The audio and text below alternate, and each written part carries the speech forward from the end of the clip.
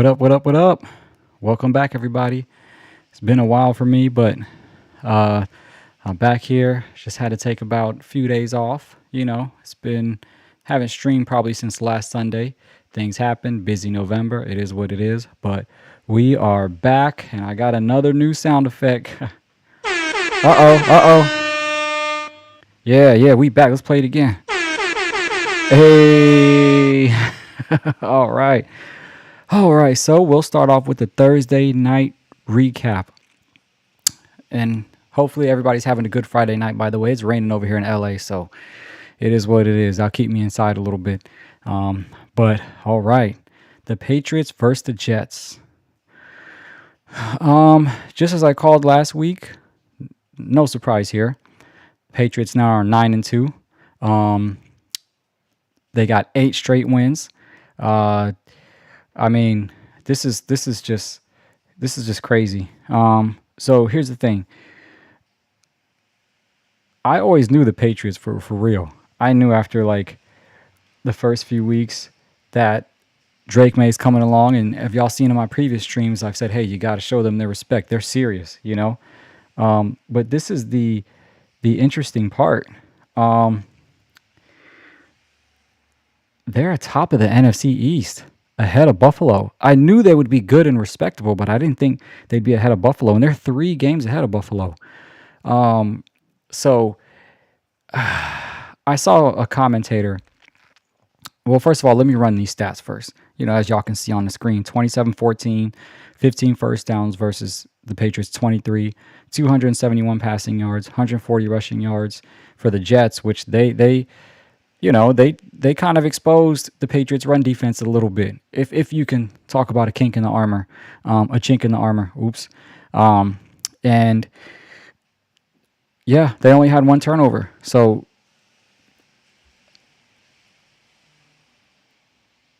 the Jets played an okay game, but as we all expected, the Patriots would come through and win. So with those stats aside, right, this is what we expected. We expected the Patriots to cruise through, but people are starting to call Drake May the MVP. People are starting to say that the Super Bowl runs through Foxborough. I have massive respect for the Patriots. They turned it around, yes. They are a great team. They will make a playoff run, yes. But pump the brakes on the MVP and the Super Bowl talk, please. Pump the brakes. They're just having a good year. And they will be that top team down the line. But they're still a young team. Mike Vrabel still hasn't proven to be that elite of a coach yet. Like, come on, like chill out, guys. Like, I don't see them going to the Super Bowl, but I see them making a good playoff run. And people are forgetting that's light years ahead of what people expected from them in the beginning of the year. So it's just so weird around the commentators and the league where people have a good run and everything. Super Bowl MVP. Oh, no. They turned it around, and I've been praising them nonstop, and I will continue to praise them. But Super Bowl, Drake May being the MVP front runner, stop it. Just stop it. My MVP frontrunner is Matthew Stafford. But that's another conversation, okay? Let's just talk about this. Pats rolled through. Congratulations on them. They are going to the playoffs. Drake May will be in the MVP conversation. But, actually, I don't want to say any buts. You already heard my discrepancy. I want to keep the praise on them because I'm really glad that they turned it around post-Tom Brady era. So I'm happy to see that. But pump the brakes, y'all. Pump the brakes. So that's my recap, and the Jets are the Jets. Field, he made some good throws downfield. Fields made some throws down the field, but he was dominating on the floor. He had some crazy good scrambles. Easily walked in the end zone on one of them. It is what it is, but obviously that formula is not going to work. You're going to have a running back at quarterback. You're going to have another running back, and then you're not going to have anything else going on for you.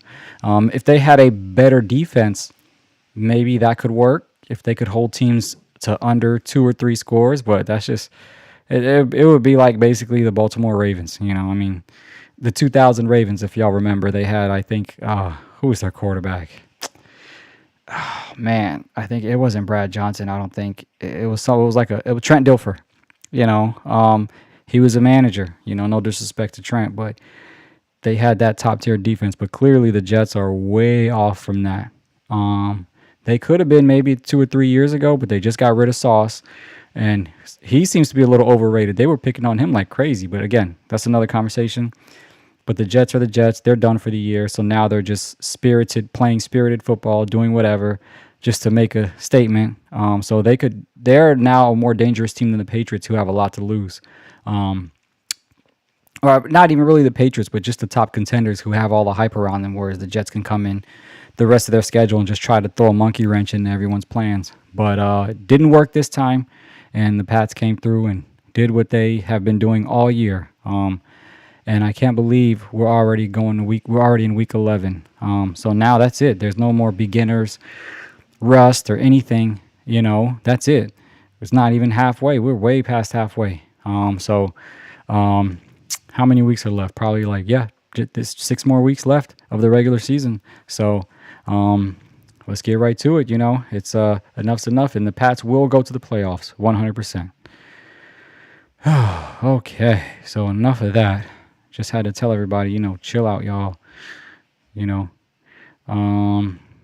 All right.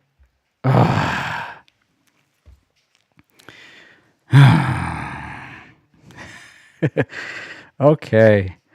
So,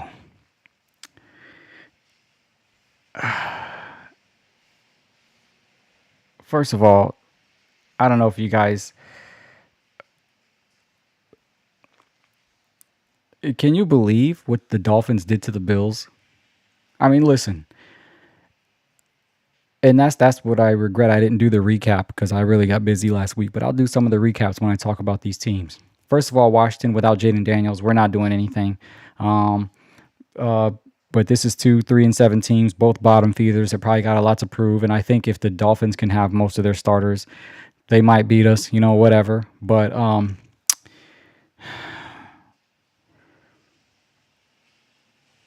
the Dolphins destroyed the Bills.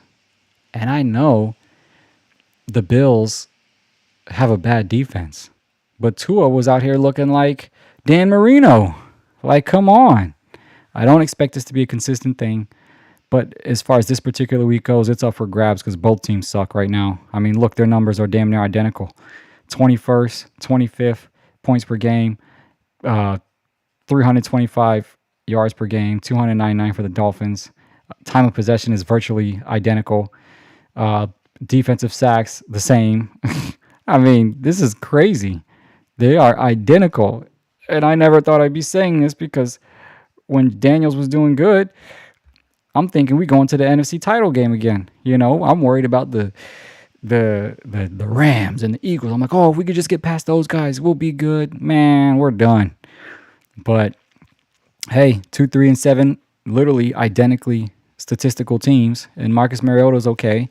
You know, he can compete with Tua. You know, so you could flip a coin here, but I did say earlier I'll give it to the Dolphins, but you know, I'm a Commanders fan, so the Commanders, I'm picking the Commanders. You know, whatever. So, all right. Speaking of the Bills, we have 2 6-3 teams. Both will be playoff teams. And I think they kind of been brought down to earth a little bit because I actually had Baker Mayfield in the MVP conversation, which you can still put him up there. I kicked the camera. Oops. But, you know, this is weird seeing the Bills in this situation. And again, as people are panicking, saying, oh, they're in a free fall. They're not in a free fall. I think this is the game where they get it together and they beat a quality team such as Tampa Bay. And they will show why they will be in the playoffs. I guess the issue is they're going to have to face New England. And listen, if I'm going to put them two teams against each other, I'm going to choose Buffalo every time. So I still think don't panic yet, Buffalo. They're 6-3. They have a good record. And even if the Bucs lose this one, they still got a good chance to go to the playoffs. I mean, they really have nobody in their conference, so they're gonna walk into the playoffs. But as far as the Bills are concerned, the only one they have ahead of them is the Pats. I think they'll be all right. And for this particular game, I'm gonna have to go with the Bills. I think they're gonna win this one in convincing fashion because they have to bounce back from last week. So that's just my take on that. I'm picking the Bills. All right, San Fran versus Arizona. What is going on here with the 49ers? They got their butts whipped by my MVP pick and okay. All right, I mean, I know I'm all over the place, but let's talk about the Rams first. As y'all know, the beginning of the season, I had Green Bay. So now I am going to change my mind, but my bragging won't be as powerful if I am right. But I'm going to change my mind and think that the Rams are front runners. I've always said they're the team to beat. They're going to be the top in the NFC aside from Green Bay or Philly. But now, really, their only obstacle is Philly. And the only reason why I'm saying Philly's their obstacle is because Philly's the Super Bowl champion and they always find a way to win. But with that said, they destroyed the 49ers last week. Matthew Stafford threw for 4 touchdowns. So, back to the 49ers. This is an easy win. Arizona's in shambles right now. Murray's out for the year. Briskett's going to make it interesting because Briskett is a good quarterback. But they're done. The Cardinals are done. 3-6. San Fran 6-4 for the record. And these numbers don't even matter. They don't look like they're that far off. And it's crazy because it's still they're gonna put Brock Purdy back in. I guess the Cardinals will be the team to do it against. But why would you put Brock Purdy in? Why? I was going to give Shanahan Coach of the Year, but this has got to be the dumbest move he is making. I get it. He's sticking to his starter. They paid him a lot of money. But go with the hot hand. Keep Jones in there. Keep Mac Jones in there. What are you doing? And this is my critical thing about Shanahan. He could never win on tough decisions. He didn't do it in the Super Bowl. He could never win the big one. And then when it's time to make really thoughtful, hard decisions, he's an offensive guru. I'll give him that. He built a great team. But why would you put Purdy back in there? Is it ownership telling you? What's going on? Why would you put Purdy back in there? Go with the hot hand. I would stick with Matt Jones, but maybe if I were him, he would be like, hey, this is a good warm-up game for Purdy. But the Cardinals are one of those teams that they know they're not going anywhere. They could try to ruin your chances. They want to ruin your day, So I wouldn't take a chance throwing Purdy back in there against Arizona because Arizona is probably very furious right now, and they're going for blood. And the 49ers, in my opinion, have the most to lose because they've been playing so well with everybody being hurt, and they really have to maintain that if they want to have any type of competitive edge in their conference. Because, I mean, they're only one game behind Seattle and the Rams. They're only one game behind. So, I don't agree with this. But anyway, I still think they edge out the Cardinals. But Shanahan, I don't agree. So go with the hot hand. All right. Speaking of the two teams to beat, this, along with the Broncos and Chiefs game, in my opinion, is the game of the week. Right? Both of these teams are playing lights out football. They are dominating. But people think I'm a hater. I'm not a Sam Bradford hater. I just saw him year after year be on good teams and just mess it up. Now he's on another great team. Is he going to win the big one? This, to me, is the big one. Aside from going to the playoffs or winning a playoff game, this is a huge matchup against the Rams.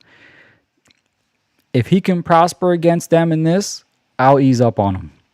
But I will never forget his playoff performance where he led the Vikings to the greatest record in the regular season, the best record in the regular season, not greatest, best record in the regular season, only to just completely tank in the playoffs. And unfortunately, they were praising him all last season. So me, I'm always gonna have that kind of cloud. Little old me, I'm always gonna be like, but he can't win the big one. But listen, Seattle is a machine. But they're going against my new top team in the NFC East, the Rams, and my MVP frontrunner, Matthew Stafford. I mean, I just think that this game right here might determine who's going to the NFC Championship, if you ask me, because the Commanders are out, obviously, and I'm not too sure about Green Bay. Um, I'm not too sure about Green Bay at all. So I'm gonna have to go with the Rams in this one because I don't think Stafford could win the big game. Okay, but I'm sorry, I don't think Sam Darnold can win the big game. I hope I didn't call him Sam Bradford. Sam Darnold. But I mean, Matthew Stafford is literally thrown for 25 touchdowns and only 2 interceptions. I mean, he is the MVP front runner. I don't care what nobody says, So they need to start taking notice to the Rams. I feel like the Rams are the sleeper team, and I've said that before, but they need to take notice. So I'm gonna go with the Rams on this. This could be a close game, even if even if Darnold. I don't know why I keep calling him Sam Bradford. Sam Darnold can keep it competitive. I will ease up on the playoff criticism from him. If he can have a big game today, even if they win or lose, then you can be like, okay, they're going to be serious in the playoffs. But in my opinions, in the NFC, the Rams have solidified. I'm not going to say solidified, but they have gotten close to pretty much showing that they're the best in the NFC, hands down. Even if their record is only 7-2, they only had 2 losses. And one of them was to the 49ers, which that was the beginning of the year. That doesn't even count because they made up for it this past week. So, yeah, we shall see. That's going to be the game to watch. Not much to see here. I think the Chargers. I'm sorry. This is actually a competitive game. I was actually jumping ahead of the slides. This is going to be actually a good game because Jacksonville still has a lot to prove. They did lose Travis Hunter, but let's keep it real. His stats weren't even that great. They didn't lose that much. They need to figure out how to utilize him because they're spreading him way too thin, and he's not doing what he's got to do. And whatchamacallit, Trevor Lawrence is pretty much really just, doing more damage with his legs than through the air. He's not having that great of a year. 10 touchdown passes, 7 interceptions, but he can move the ball on the ground. So, I'm gonna have to give this one to the Chargers just because they have a lot to prove. And Justin Herbert is still looking for his consistency. However, he's not so bad this year. 19 touchdowns, 8 interceptions. To me, he still isn't that top quarterback that everyone wants to make him out to be. But if he can do well the final stretch of the season, they could be up there.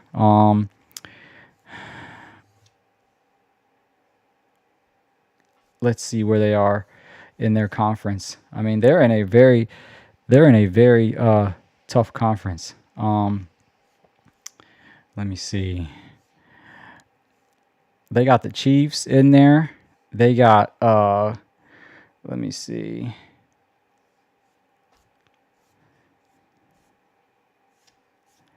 I just had the standings here.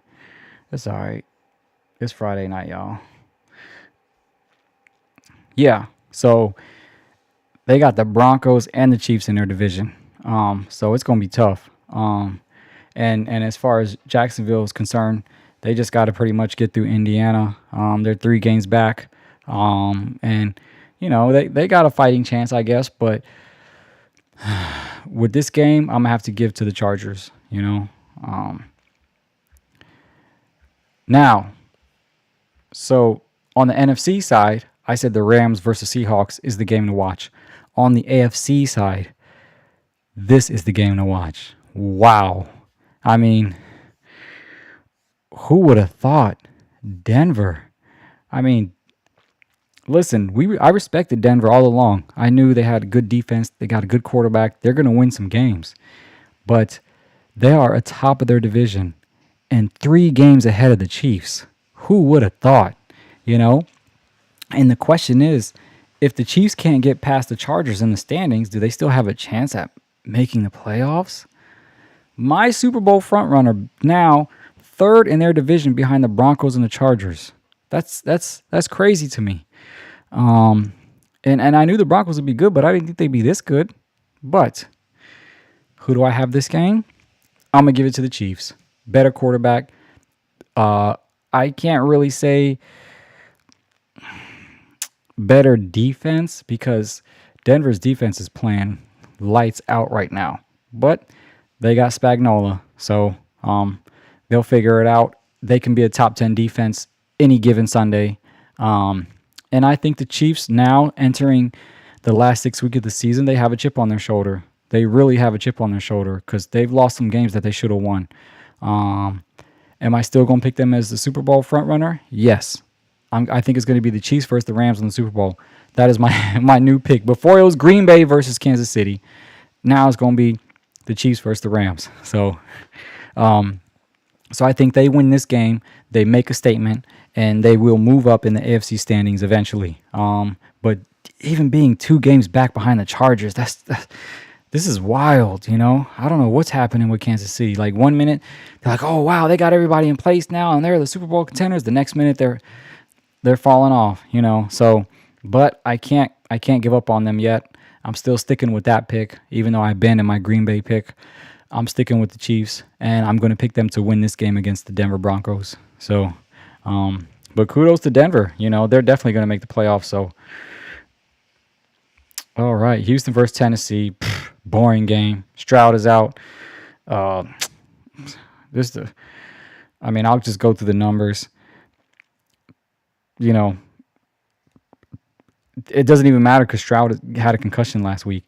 And then you got Tennessee just horrible. Cam Ward trying to find his rhythm. You know, bottom half in literally every statistical category. Whereas the Texans, they at least have, they are 3rd in the league in interceptions and 4th in the league. In turnover differential. So if they got that good of a defense, even if their offense doesn't do well, they easily beat the Titans. You know, unless the Titans just, I don't know, figure it out. But I'm gonna have to pick Houston in this one.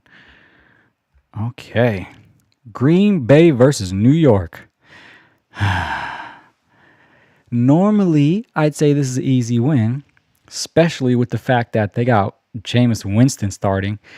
I mean, I love Winston. He's a funny guy, but he is an interception machine. He might throw 4 touchdowns, but then he'll give you 5 interceptions. So on paper, I feel like this is an easy win for Green Bay, but I don't know which Green Bay is going to show up. They played terrible last week. They played horrendous. The past few weeks, their offensive has been stagnant. They can't do anything. Their defense is getting it done, but even overall, their defense isn't as good as we thought it'd be with the addition of Michael Parsons, which is why Jerry Jones was right for letting him go because he's not going to be a game changer the way people try to make him out to be. He's not. Jerry Jones did the right thing, even though that's a different discussion, but Green Bay's defense shouldn't be where they're at right now with Michael Parsons at the helm.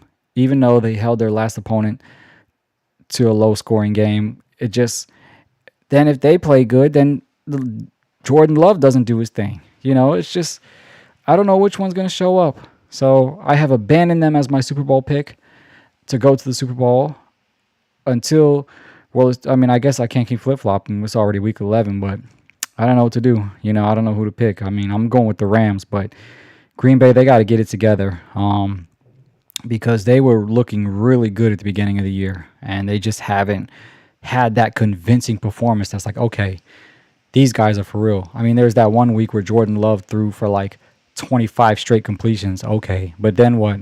A couple more games after that. Pff.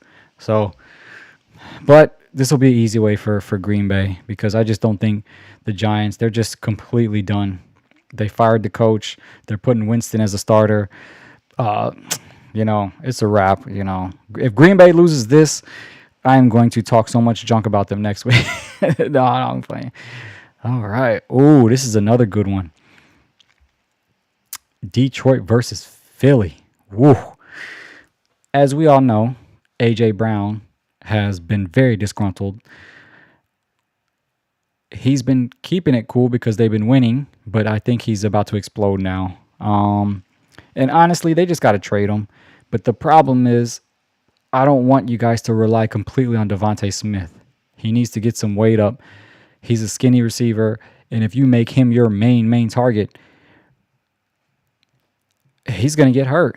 The only reason why he's getting all these catches is because everybody's on A.J. Brown. You have another world-class receiver to take the distractions away, and then you just give it to Smitty, okay? So, but at the end of the day, they got to figure this out. I would say trade him, but then that leaves Devontae Smith vulnerable, and then that leaves their offense even more vulnerable. But at the end of the day, they're still winning. They're still winning. So I don't know what the problem is. And who do I pick in this game? That's a tough one because you know what? I'm going to pick the Eagles. Even though on paper the Lions look like a better team, the Eagles are proven champions. They can dig from the bottom. They can dig from within to make it work. And I just feel like they're going to make it work. So I'm going to pick the Eagles for this one. But on paper, the Lions look great. And they're having a little bit of a shakeup too. So, yeah, I'm going to have to go with the Eagles. And now here's another dud game.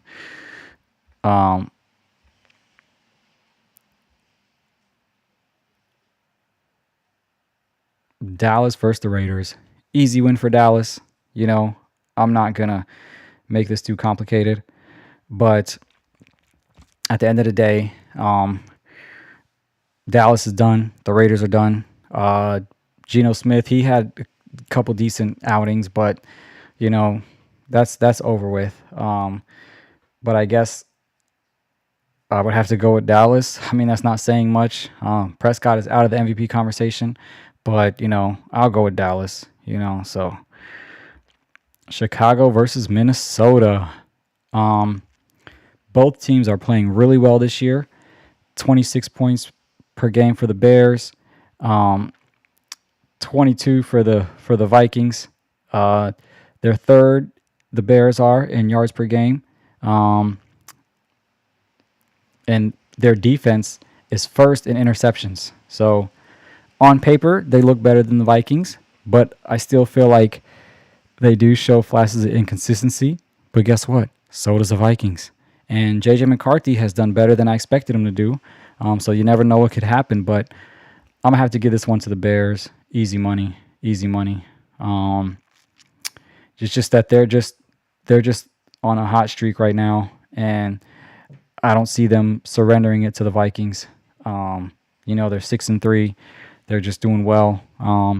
And let's see where they at in their standings. Oh, they are first in the NFC North, ahead of Detroit and ahead of Green Bay. Green Bay's third, but the NFC North is a really crowded conference. So, but I'm gonna have to give this slight edge to the Bears. But when it comes to that, I would say Green Bay will come out on top, but maybe Detroit might edge this one out because I still think Detroit is a better team than Chicago. But we'll see. That's going to be a very tough conference, the NFC North. All right. Carolina versus the Falcons. Man, oh man. I was just praising Carolina so much, and then now they go and have a bad game. So, but they're 5-5. Atlanta's 3-6. If Atlanta can stick to their running game, it'll be Dowdle versus Smith.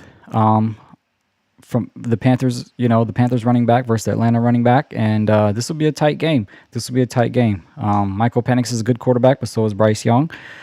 So these are evenly matched, despite the numbers saying so. Actually, the numbers are showing that they're kind of evenly matched. Well, not on defense. This is one of those flip a coin games I'm gonna have to give to the Panthers.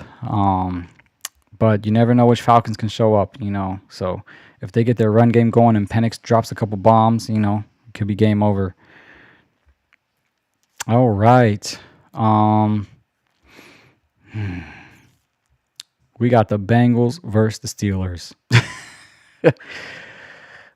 I would have easily said with Burrow out, give it to the Steelers. They got Rodgers. They got the highest paid defense, blah, blah, blah, blah, blah. But we all know the Steelers have been playing well below their expectations. They're just not a good football team. And Flacco, Joe Cool, is out for blood. So I feel like Chase and Higgins are going to have a field day. I'm going to have to give this one to the Bengals, unless if the Steelers play to their true quote-unquote potential. If they do, that's a different story. But I'm going to have to give this one to the Bengals. And then last but not least, Baltimore and Cleveland. Obviously, Myles Garrett's going to make this interesting. But as I said before, Lamar Jackson, he should be an MVP conversation just because of how different the team looks with him at the helm. He completely turned it around. Let me find my numbers real quick. He completely turned the team around. And all they got to do is get by Pittsburgh, who's not playing to their potential. So, first of all, for this game, I'm going to have the Ravens winning just because they have Lamar. Even though he did have to miss a practice due to soreness, but they said he's a full go. Myles Garrett's going to make it interesting, but this one is going straight to Baltimore. And Baltimore will be 5-5, and I think they will climb ahead on the AFC North to make a deep playoff run if everybody can stay healthy, even though their defense is bad. But maybe not a deep playoff run because their defense is so horrendous, especially with the injuries. But hey, you never know with Lamar. We'll see how far he can take him. But I absolutely think they can overtake Pittsburgh for the AFC North, just because he's that big of a player and he can change the whole dynamics of the game. And the Steelers just haven't been playing their potential. I know we're talking about the Ravens versus the Browns, but for this particular game, not easy win for the Ravens, but a decent win for the Ravens. And with all the drama going on in Cleveland, Stefanski's a joke at this point for not putting in Shedeur.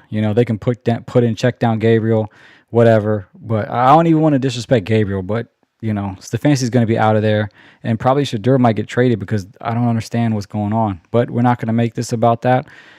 Win for the Ravens. Expect Lamar to have some top 10 highlights, and this will be the Ravens' climb back to playoff contention. Because if you'd asked me a couple weeks ago, I thought they were done. But looking at their conference, if they come out of their conference, they'll be all right. Pittsburgh is slowly, they're not free falling, but when it's almost like a slow death. They're just getting slowly worse and worse and inconsistent. It's like, they're not looking good, So, yep. But back to this game, easy win for the Ravens. So, I didn't use my sound effects this whole stream. So there you have it. That's my Week 11 previews. Thank y'all for watching. I'll be back Sunday night with some recaps. And talk to y'all later. Have a good week.